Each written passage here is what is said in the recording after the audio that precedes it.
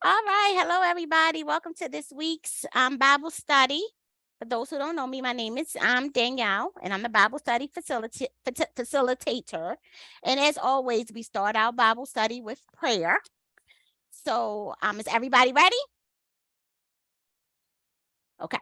Yep. So, Lord, open my eyes Lord, open my eyes so I can see something I've never seen before. so I So can I see can something see I've never something seen I've never before. seen before. Open my ears Open Open my my ears ears so I can hear something I've never received before. so I so I can hear can hear something I never something I've received never before. received before. Okay. And open my heart.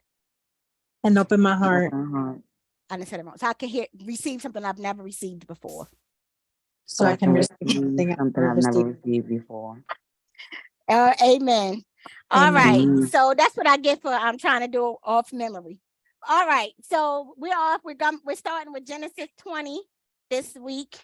Is everybody ready? Yes. All right. From there, Abraham traveled to the region of the Negev and settled between Kadesh and Shur. While he was staying in Gerar, Abraham said about his wife Sarah, "She is my sister." So King Abimelech of Gerar had Sarah brought to him. But God came to Amalek in a dream by night and said to him, "You are about to die because of the woman you have taken, for she is a married woman." Now Amalek Yeah. now Amalek had not approached her, so he said, "Lord, would you destroy a nation even though it is innocent? Didn't he himself say to me, 'She is my sister,' and she herself said, 'He is my brother'? I did this with a clear conscience and clean hands." Then God said to him in a dream, "Yes, I know that you did this with a clear conscience. I have also kept you from sinning against me. Therefore, I have not let you touch her. Now return the man's wife, for he is a prophet, and he will pray for you, and you will live. But if you do not return her, know that you will certainly die, you and all who are yours." Early in the morning, Amalek got up, called all his servants together, and personally told them all these things, and the men were terrified.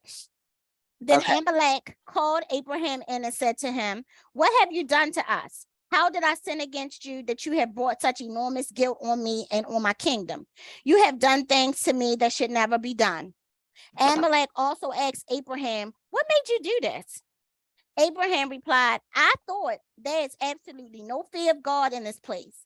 They will kill me because of my wife. Besides, she really is my sister, the daughter of my father, though not the daughter of my mother, and she became my wife. So when God had me wander from my father's house, I said to her, 'Show your loyalty to me wherever we go and say about me, he's my brother.' Then Amalek took flocks and herds and male and female slaves, gave them to Abraham, and returned his wife Sarah to him. Amalek said, 'Look, my land is before you. Settle wherever you want.' And he said to Sarah, 'Look, I'm giving your brother 1,000 pieces of silver. It is verification of your honor to all who are with you. You are fully vindicated.' Then Abraham prayed to God, and God healed Amalek, his wife, and his female slaves, so that they could bear children.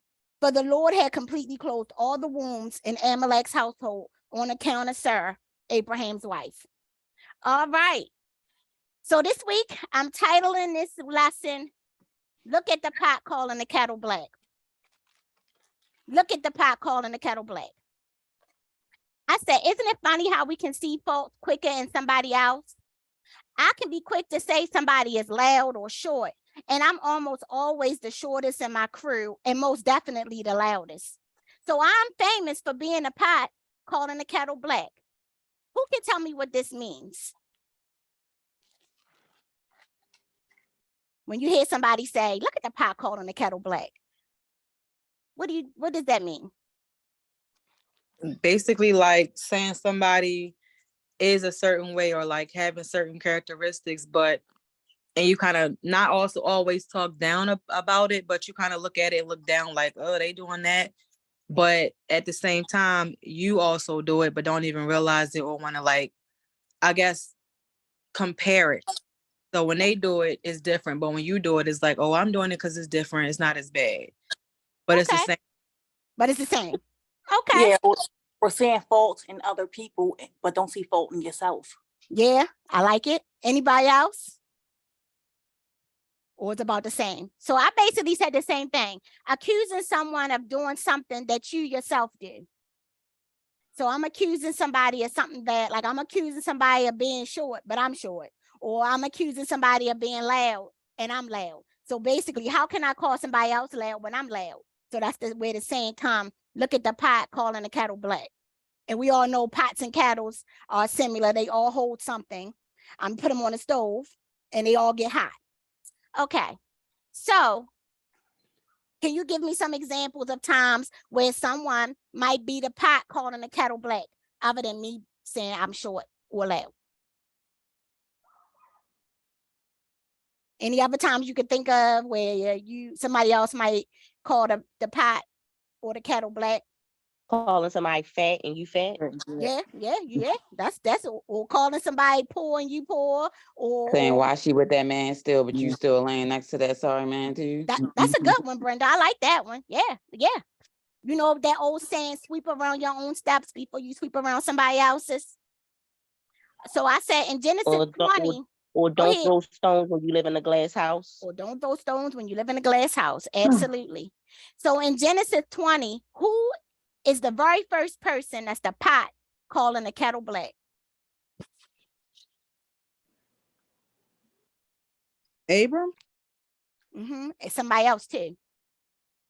Well, so it should be more. So it should be two people. The guy that how do you say the name? Amalek? No, he Abraham. We get to the king. Not Amalek yet. He is going to be one of the pots, but not just yet. Okay. So I said Abraham and Sarah, because the sad thing about this is we don't know who the pot is or who the kettle is, because they both are calling each other something that they aren't operating in. So I'm calling him my brother, he calling me his sister, but I'm really operating as his wife and he operating as my husband. So how can I tell you what not to do when I'm doing these things myself? I said, while I was studying this chapter, the first thing that stuck out to me is that Abraham called his wife his sister again. I started thinking maybe this could be why it took them so long to get their promise from God, because they kept pretending to be something they are not. God couldn't bless them until they stopped pretending and start being genuine. Here they both go again, telling half truths. When you put them together, it is said with intent to deceive, which makes it a whole lie.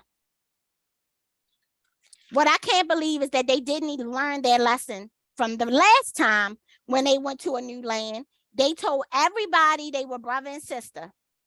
I have to believe the reason why they were so comfortable with doing this is because there was no real repercussions the last time they told this story. Yes, Sarah may have gotten taken, but she wasn't gone long, and they left with servants and animals. Did y'all realize that, like, from the first time, it wasn't really no repercussions? I mean, he might have felt sad or like, oh gosh, but it wasn't no punishment. So it was easy for them to do it again. So who is the next pot calling the kettle black? Chantanice, you just said it. Abimelech. King Amalek. He asked Abraham, what have I done to you that you brought this great sin to my kingdom? I'm sure this king was not innocent against bringing sin to his own kingdom. Also, basically, he is saying, who are you to do these things to me? I am the king. So before we move on, is there any verses that you guys want to pull out and discuss before we move on to the next person called in the kettle black, between Sarah, Abraham, and the king? Is there any verse that stuck out to you? I was shocked that Abraham kind of revealed that they really are brother and sister. Like, okay, that was his stepsister. From no, what that was his half sister, because they got the same father, but not the same mother. Okay, so half sister. That was shocking. And then what you said at first about how he was doing it all over again, knowing that he over again. Anybody else? Can we discuss 14 Mm-hmm. through 16? Wait a minute, actually, we didn't get to that part yet. Oh, I'm sorry. I'm sorry. I apologize. All right, well, let's put a pin in that one. And Okay. before we get to 14, can we is it any other verses? That's what I was all the way down to 14 myself. Okay, ma. So I said I love the question, what made you do this? What do you think he meant by asking that question? What made you do this to me?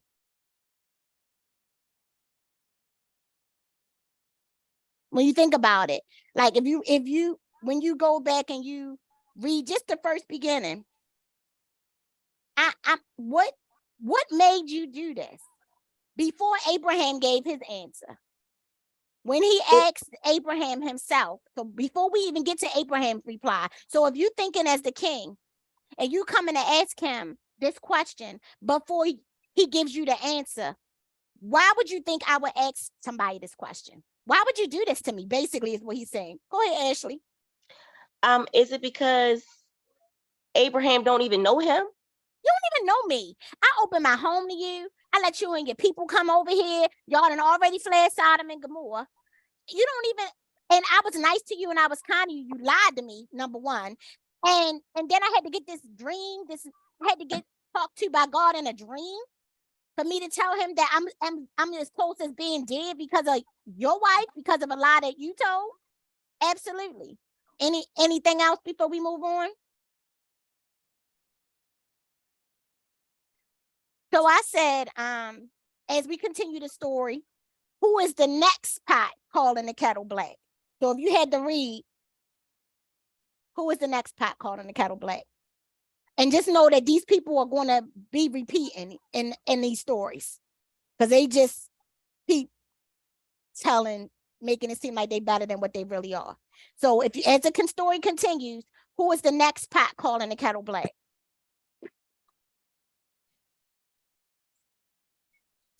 Okay, I said Abraham, and right here, verse 11, Ashley.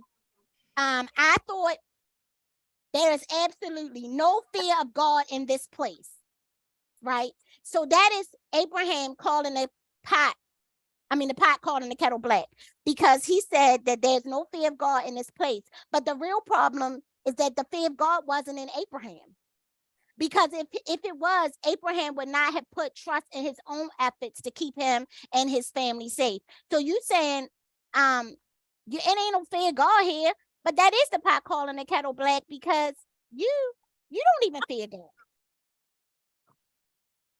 Anything else stick out? Ash, you had your hand raised?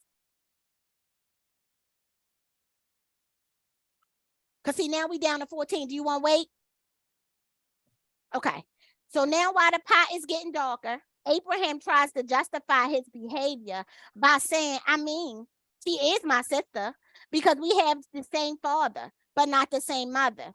That may be true, but has she been your wife or has she been your sister? So my question is, Abraham, do you know who she is? Because you call her one thing, but want her to answer to another. Anybody see that? You saw that, Shantanice? Anybody else? Because he said, but I told her, if you want to show me your loyalty, right there, go everywhere we go, say he's my brother.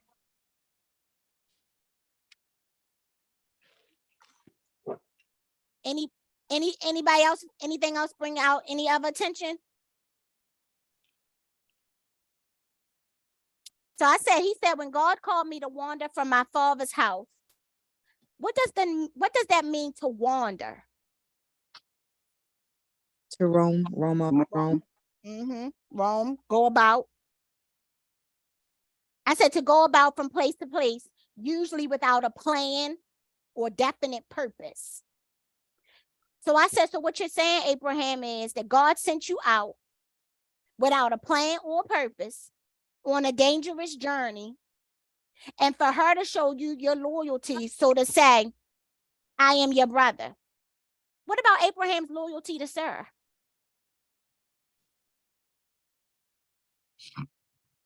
Did anybody pick up on that? He only said, I want her to show her loyalty to me, but it was nothing in here about him being loyal to her. Did anybody see that? No. Okay. Any verses? Because we're gonna be ending this chapter soon. So is there any verses that we want to talk about? Ashley?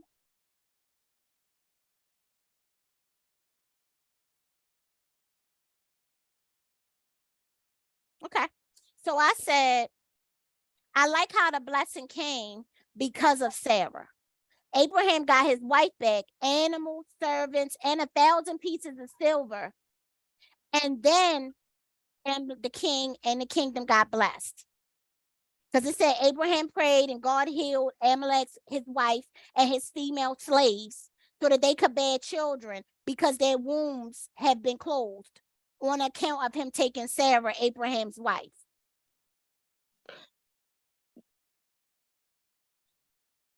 Before we move on to 21, because that's where the midst of the gist of the lesson is. I did want to ask something because my phone is acting crazy. So why did the king give him money? So he gave the money to kind of vindicate Sarah, so people would see that she really didn't do no wrong in it, so not to hold any grudges against her. Oh, okay. And so we're going to talk about these things that he gave them, though, from the next chapter. So before we move on and I read the next chapter, is there anything else that we want to talk about? Because I know when we read 21, we're going to have a lot to discuss. So he closed the wombs of the slaves in his household, even though he was lied to and he did it in clear conscience. He still punished them. Yeah, until he released her. Oh, until he released her. So after he released Sarah, so then it says, then Abraham prayed, because he released her in like between 14 and 16. And then he released him. And then Abraham prayed to God.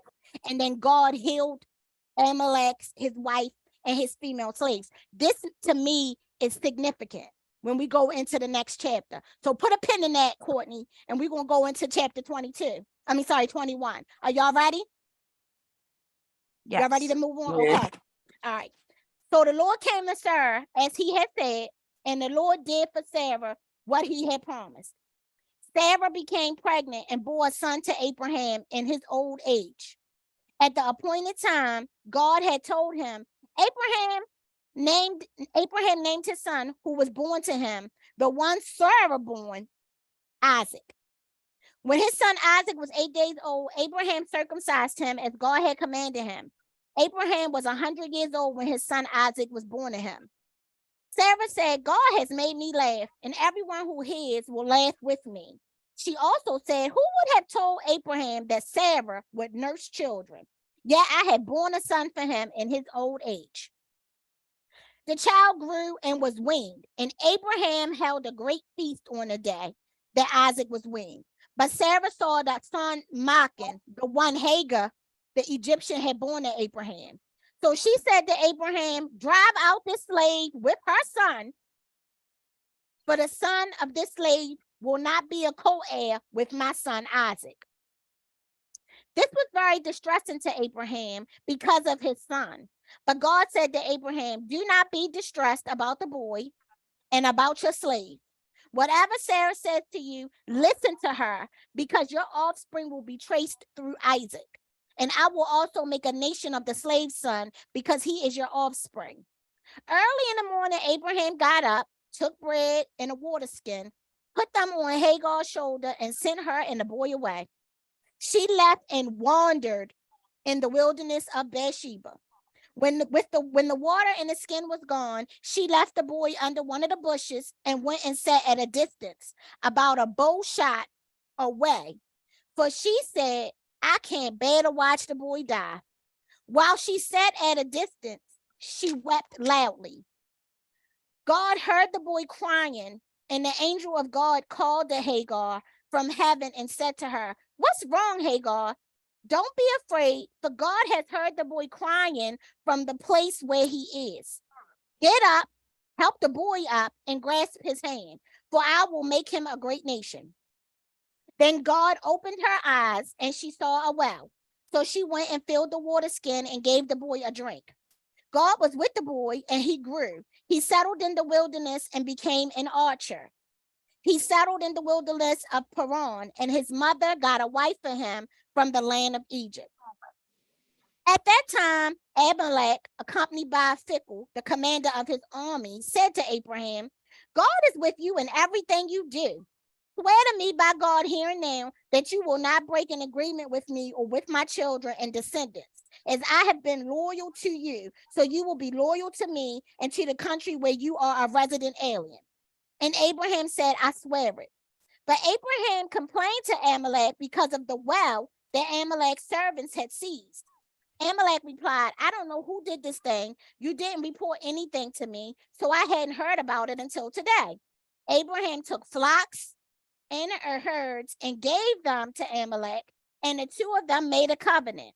Abraham separated 7 ewe lambs from the flock, and Amalek said to Abraham, why have you separated these 7 ewe lambs? He replied, you are to accept the 7 ewe lambs from me, so that this act will serve as my witness that I dug this well. Therefore, that place was called Beersheba, because it was there that the two of them swore an oath.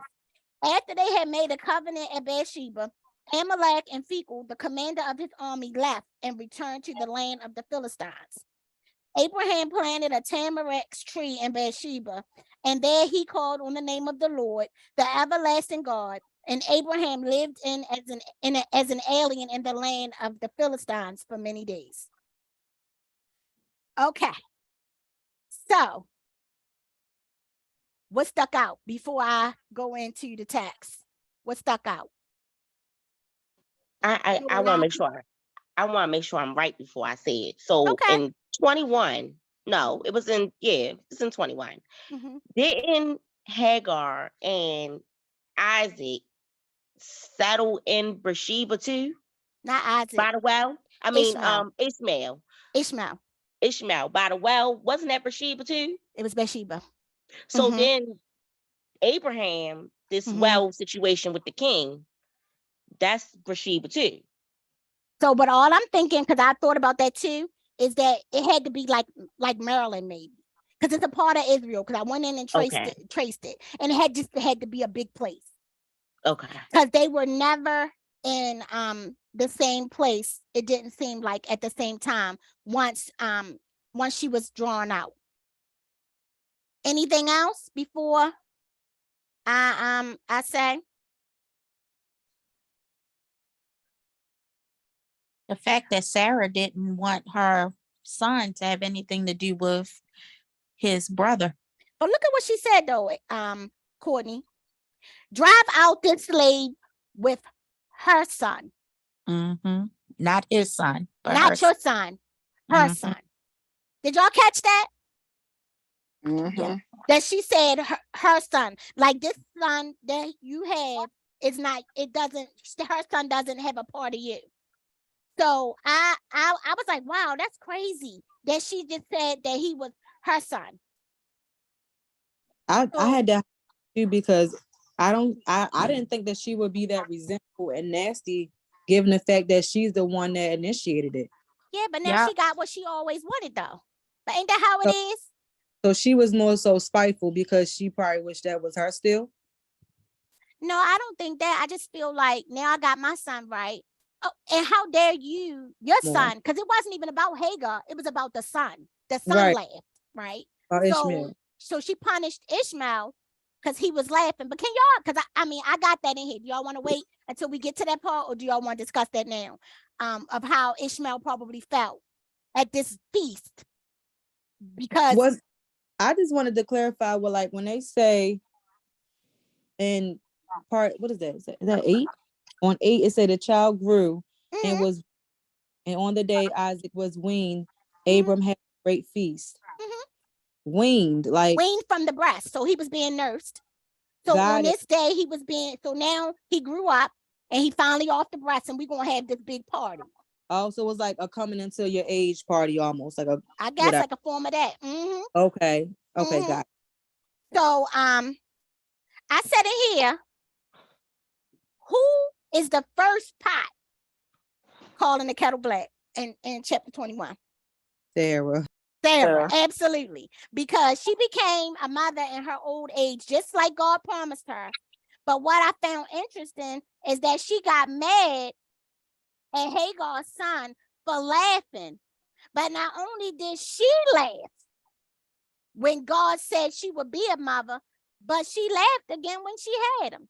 So you calling him, you being a pot calling the kettle black because he laughing, but you was laughing too. Did y'all notice that?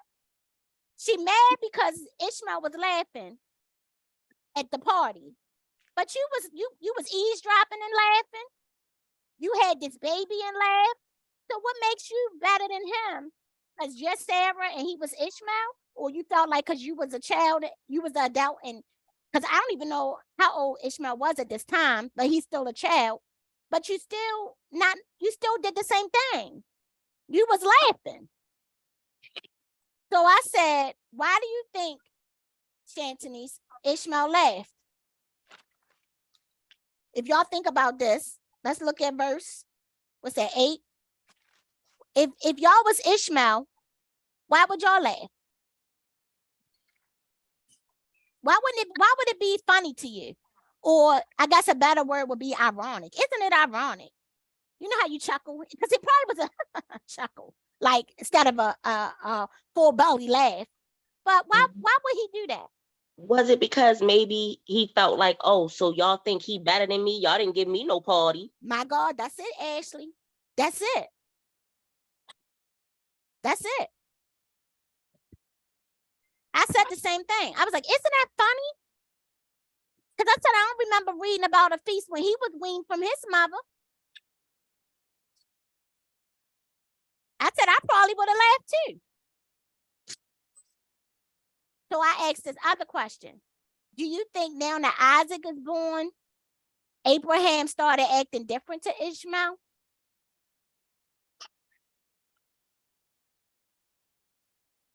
I would say yes.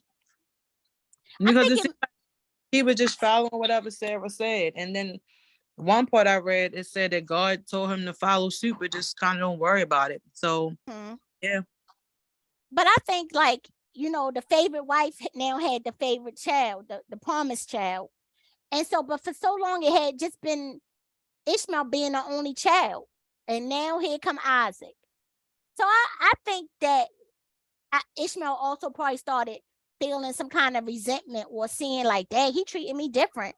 Like I used to have all my father's attention, but now I don't even have it at all.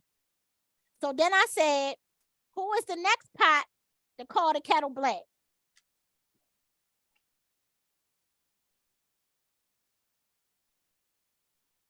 As we reading on in the story.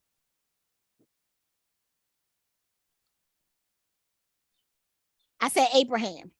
Because before God told him that it was going to be okay to send them out, and it didn't sit right with him, he was going to do it anyway. Can you see how this happens today? How men choose against their child to keep the peace, not thinking how this will affect the child? Because even though it didn't sit well in his soul, because he was like, it was bothering him, he still was going to do it. I felt like he was the kettle, whatever you said. Yeah. I thought he was that because it was ironic. Like how I took it was ironic how he was once a wanderer and kind of was in that position unwillingly. Now he's putting somebody else in that same predicament, knowing how it feels to be there. Write that down. I ain't had that one, Shantanice. That's what I took it as, because like I Mhm. don't know what verse that was, but I had circled it. I gotta find it.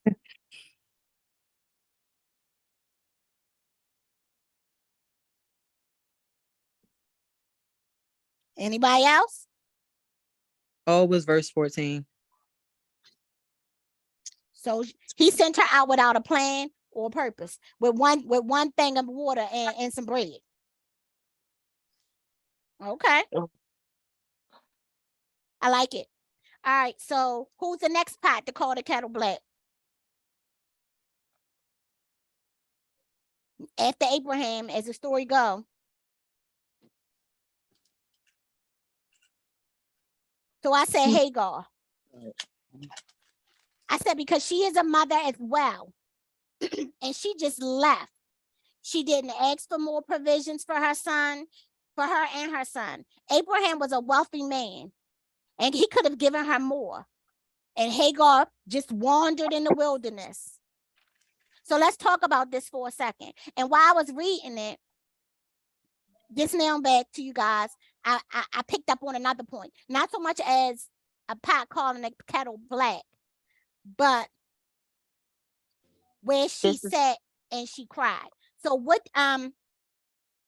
you was gonna say, Ashley, and then I'm gonna tell y'all what I saw. This the second time she left. This is the second time she was sent away.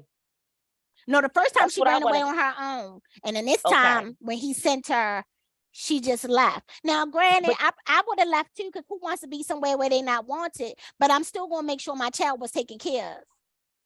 Because now it's not just me wandering. Wasn't it the angel that came to her the first time, and now this time God coming to her? Okay. And he told her to go back. Anything else? Anybody else? So let me show y'all what I saw just when I was reading this to you guys just now.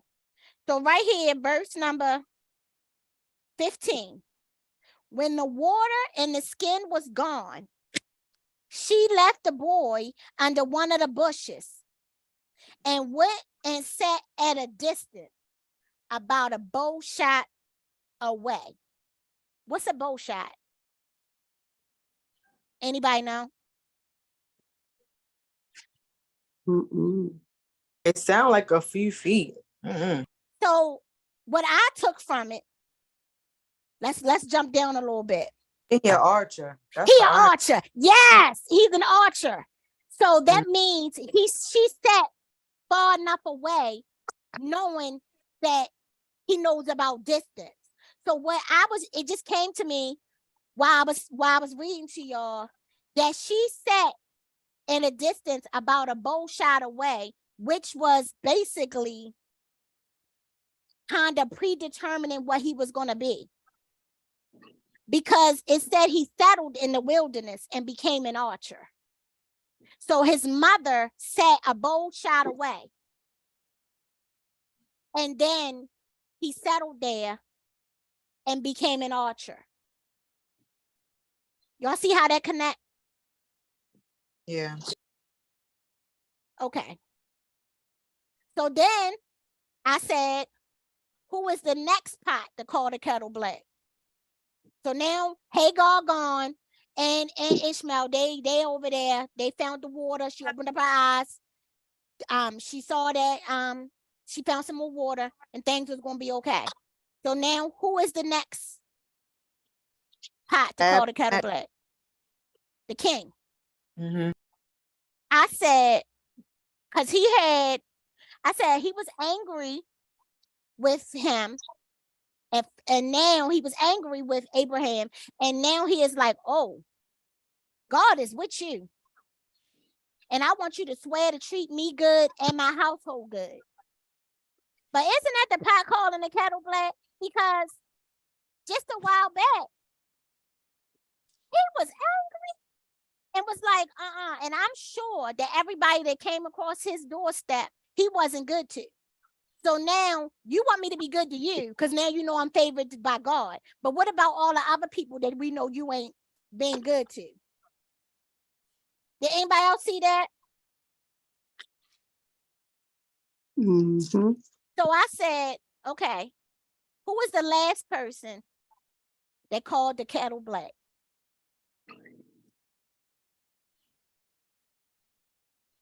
Abraham, yes. I said, because he had the nerve to question about a well that somebody sees. And he out here sending his son away with a little bit of provisions.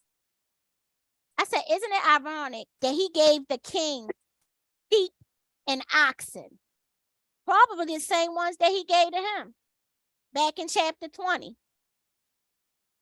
He also gave him 7 lambs.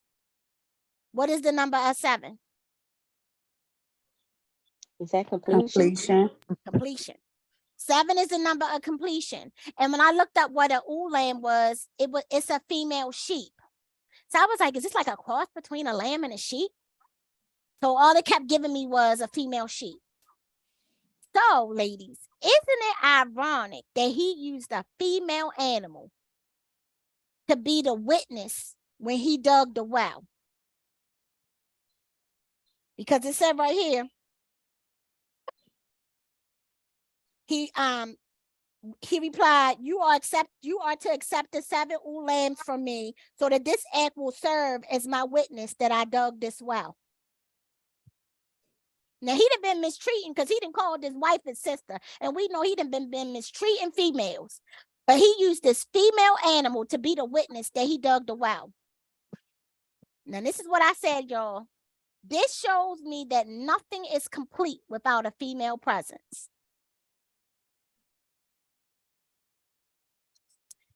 So I had to look up what the word Bathsheba translated into be. Did anybody look that up?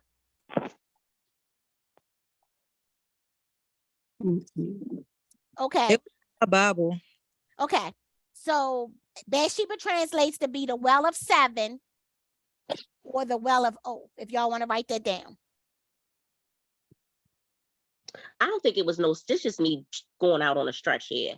It wasn't no significance between the well that appeared in front of Hagar and the well that he just dug, right? I don't think so. Okay. I don't know. I mean, I don't know why I'm still trying to connect the two for some reason. I was too, because I don't know how the wells are made back then, but I kept thinking like, how do you steal like a pail of water and take it to Hagar, like some of the servants or something? Like, I guess I'm just thinking too much into it. But I was in the same headspace.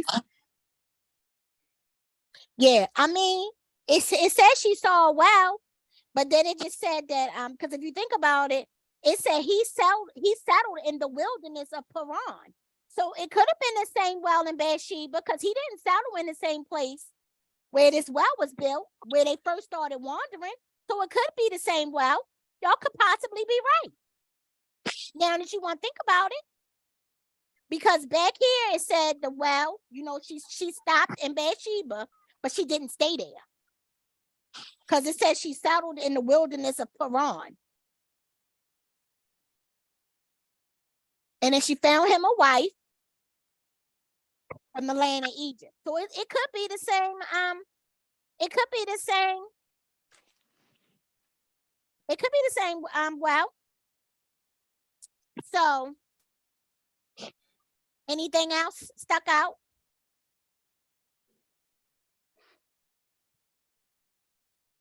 About Hagar and Sarah? Do you think Sarah, can you imagine how Sarah was finally acted at 90, being pregnant and about to be somebody's mama?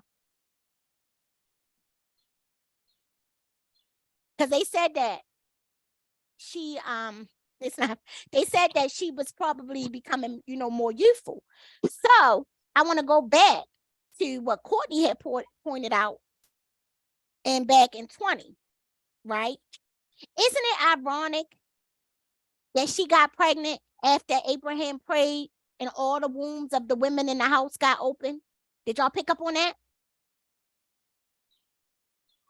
So in 20, it said Abraham prayed to God, and God healed Amalek, his wife, and his female slaves so they could bear children. For the Lord had completely closed all the women's wombs in Amalek's household on account of Sarah, Abraham's wife. So Sarah, even though we know she hadn't gotten pregnant before, but she was in their household when he said that prayer. But isn't that funny? How after that, she got pregnant. Did you guys notice that? Yes. Okay. Anybody else? Anything else stuck out to anybody? So what is the verse? When Abram first tricked Amalek again and, said Sarah was his sister, Mhm. I'm surprised that like it doesn't say anything about God, kind of feeling some type of way about it, knowing he was wrong again. So I don't Again. yeah, and then I was kind of taken off or taken aback because when I never can say this man name right. Abimelech, Mhm. when he asked Abram why, Abram kind of made it seem like it was a trick. Like, yeah, haha, I got you. Because y'all thought that y'all was so mighty and there's no type of fear of God in this house. But you kind of came to them and tricked them in a way that you shouldn't have done it before, being deceptive again. Mhm. Now, my thought was this really something that you were just trying to trick them with? Or your intentions was, again, to just come in and invade and take? Like how he was coming in before with deception. That was kind of off to me. Maybe I'm looking more into it. I mean, he was definitely, that was his intent to deceive, because he definitely was, not telling half truths. But he told it with the intent for them to believe him, so it made it a whole lie. But Right. I think because they got away with it the first time and it wasn't no real repercussions, again, he's trying to say he was scared for his life, because he said, they gonna kill me. Again, he said that. He used it as his excuse. They will kill me because of my wife, because she was supposed to be so pretty, so beautiful. So I tell her to tell people she my sister, which really she is, because we got the same father, we just don't have the same mother. But okay, but you ain't say she your wife though. So that's why Right. I had brought that out about you want her to be your sister. You want her, in a sense, to be your secret wife, but in public, operate like she your sister. So who is she, Abraham? And Sarah, I started to call it Sarah. Do you even know who you are? Because do you know who you are? Because you keep saying you somebody's sister when you've been operating like somebody's wife.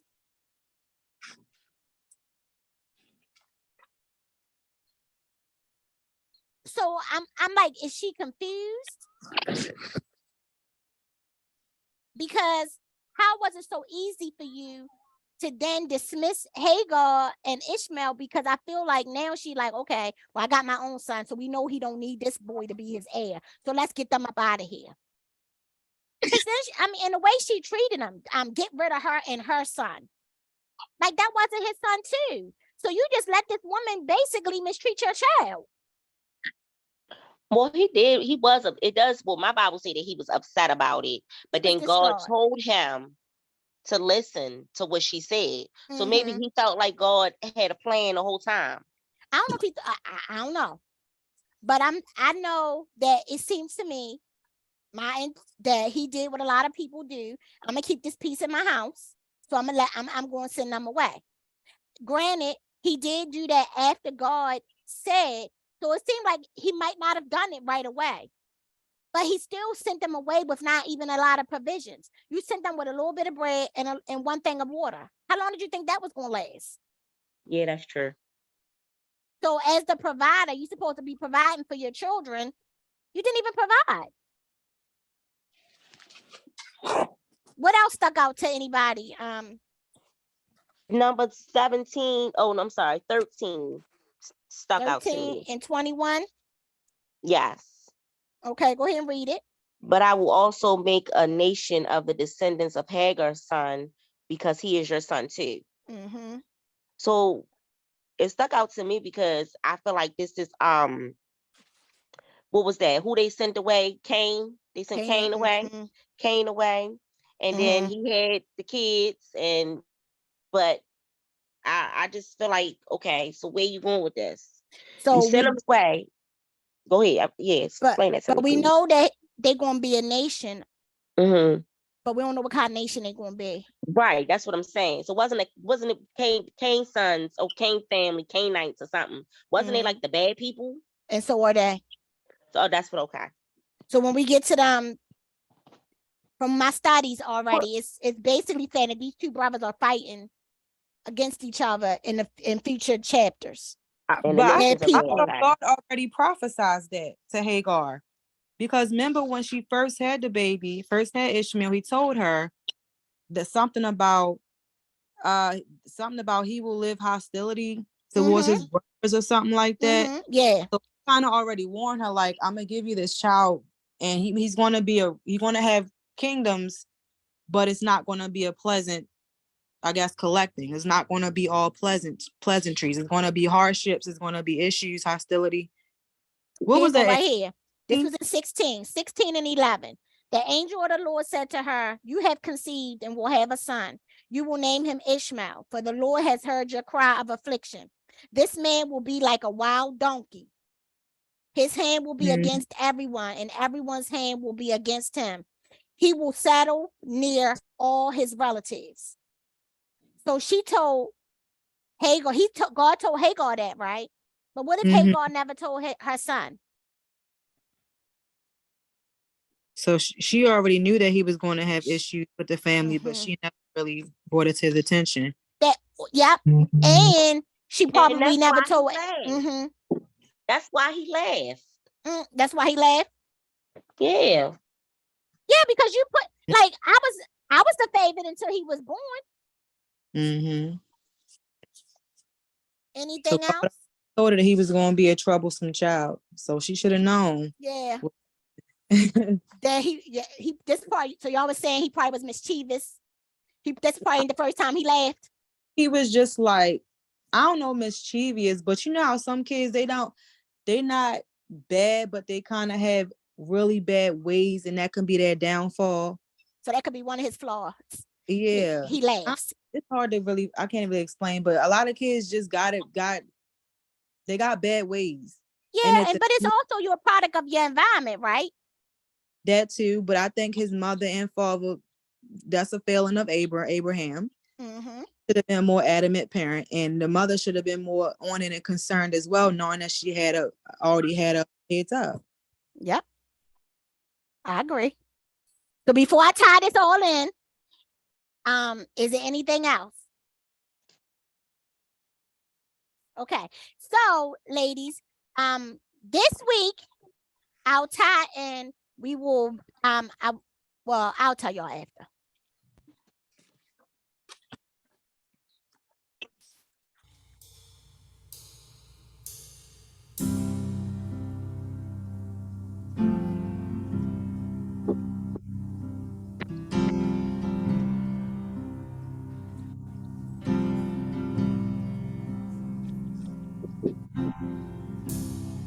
I was down in the valley before love came and grabbed me. Never thought I'd see the sun again. Without no hesitation, you became my resurrection. All the light that came shining in. And I got beauty for ashes, and I got joy for mourning, and I got praise for heaviness. Love is a miracle, and I got beauty for ashes, and I got joy for mourning, and I got praise for heaviness. Love is a miracle. This is more than religion. Glad I made my decision. Hope reversed the curse I was walking in. Yeah. Now I'm dancing on my grave clothes. Where you lead me, I will follow. You gave a light that the darkness can't comprehend. Now I've got beauty for ashes, joy for mourning, and I got praise for heaviness. Love is a miracle.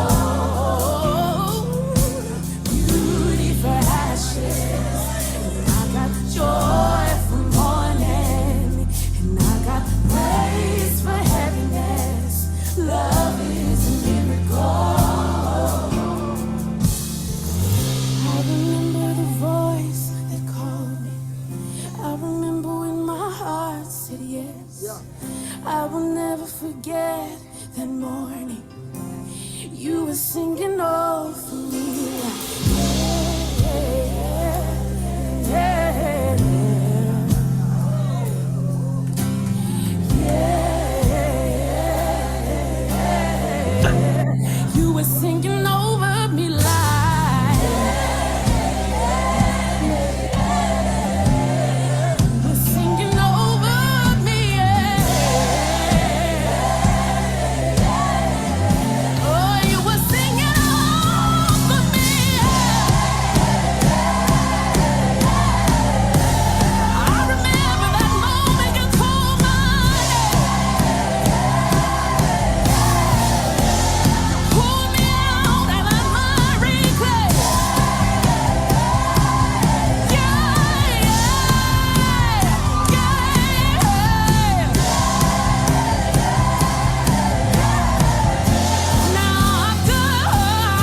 I've got beauty for ashes, and I've got joy for mourning, and I've got praise for heaviness. Love is a miracle. Oh, and I've got beauty for ashes, and I've got joy for mourning, and I've got praise for heaviness. Love is a miracle. Now I've got mercies in the morning, and I've got rivers ever flowing, and I've got freedom and I'm dancing. Love is a miracle. Oh,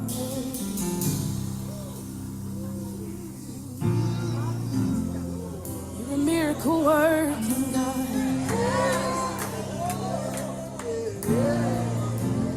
No one is too far.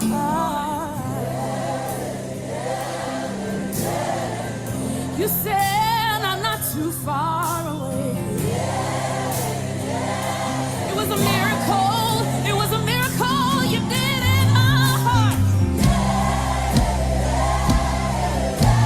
Took me from death. You took me from death to life. And I will never forget that morning, that morning, that morning when you called my name. Oh,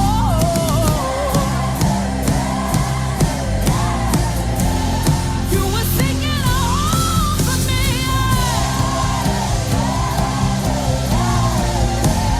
You were singing over me.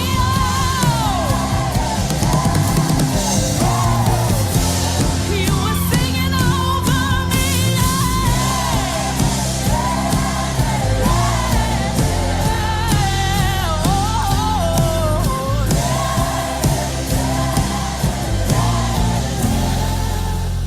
Thank you for a yes, Lord. Called me out and you said that one is mine. You set me apart for your purpose. Thank you, Lord. You set me apart for a purpose. When the world said no, you said yes. When the world said no, you said yes. When the world said no, you said yes. When they pushed me to the side, you said yes. And when they pushed me to the side, oh, you said yes. You said yes. You said yes. Oh, you said yes. You said yes. When the world said no, you said yes. You said yes. Even when I said no, you said yes. You said yes. You said yes. Oh, you said yes. You said yes. You said yes.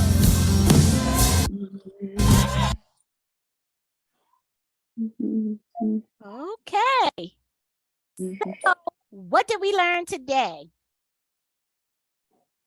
Thank you, Trina, for our song. She sent it to me, so I tied in this lesson to the song. So I want to thank Trina for sending me the tie in for this week. So if there's anything that you guys want to share or think that might work for Bible study, please send it to me, and I'll see how I can work it into the lesson.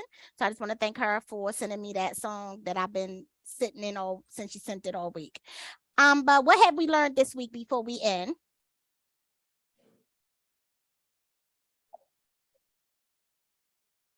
Somebody had to learn something besides me.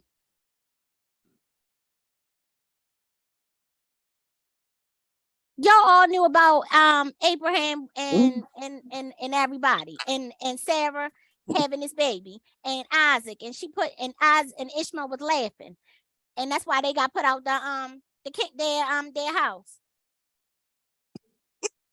I'm just laughing, taking it in, because this is like a good storybook that you'll pick up. You can't put this down. You can't make this stuff up. It's just like, oh my gosh, this stuff was really going on back then. And it's still going on today. Still going on to this day. Okay. Well, I did want to say this though. I wanted us to at least leave on this note that I wanted to say that, ladies, our presence presents completeness. So you better walk into every room like now it's complete, because I'm here. I know that's all right, y'all. So I hope that you guys had a good Bible study, and I will see you guys next week. All right. All right. Happy Mother's Day. Happy Mother's Day.